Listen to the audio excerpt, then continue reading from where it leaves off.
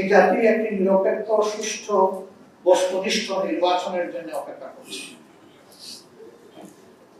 এক্ষেত্রে অনেকেই তাদের দৃষ্টিভঙ্গি তুলে ধরেছেন, আমরা আমাদের দৃষ্টিভঙ্গি জনগণের সামনে তুলে ধরেছি।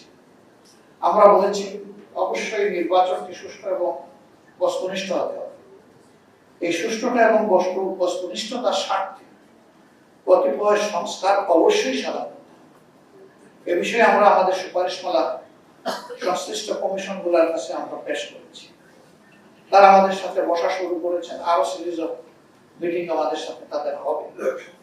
এর মধ্য দিয়ে আমরা আশা করি আমাদের মতো অন্যান্য দলের সাথেও তারা বসছেন, একটা সুন্দর সমাধান এখান থেকে বের হয়ে আসবে। আমরা সকল দলের প্রতি আহ্বান জানাবো, রাজনীতি নিজের জন্য নয়, রাজনীতি দেশ এবং জনগণের জন্য। তাই দেশ এবং জনগণের বৃহত্তর স্বার্থকে সামনে রেখে আমরা যেন সংস্কার কাজে আমরা সহযোগিতা, আমরা যত বেশি সহযোগিতা করব তত বেশি জাতি উপকৃত হবে, ততটাই আগামী নির্বাচনটা সুষ্ঠু এবং সুন্দর হবে।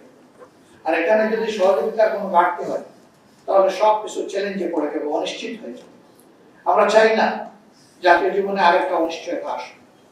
ইতিমধ্যে অপরাধী যারা তাদের বিচারটাও এই স্বল্প সময়ে সব বিচার করা সম্ভব নয়, কি আমরাও বুঝি, কিন্তু কিছু বিচার তো করতে হবে জাতির মনে আস্থা তৈরির জন্য। প্রধান যারা অপরাধী সরকারের চেষ্টায় আমরা দেখো না, কিন্তু দুর্বল চাই এই কাজ সম্পন্ন করবেন আমরা দেখতে চাই। যদি এদের বিচার হয় তাহলে আগামী নির্বাচনেও কালো টাকা এবং পেশি শক্তির যে প্রভাব সেটা খাটানোর দুঃসাহস হয়তো বাকি হবে, এর আশঙ্কা তো থেকেই যাবে।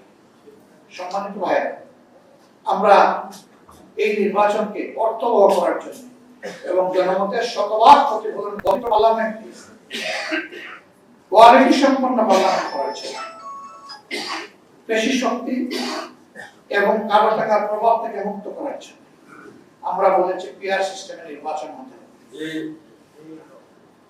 বিশ্বের এবং বেশিরভাগ দেশ হচ্ছে উন্নত দেশ বলে যারা পরিচিত, তারা সুফল পেয়েছে। এটা যারা একবার শুরু করেছে তারা বাদ দেয়নি। আমরা ট্রেডিশনাল নির্বাচন করি আর তাদের প্রতি শ্রদ্ধা রেখেই বলতে পারি, মেয়ের লেখা স্ক্রিপ্ট যারা পড়তে পারেন না তারাও সেখানে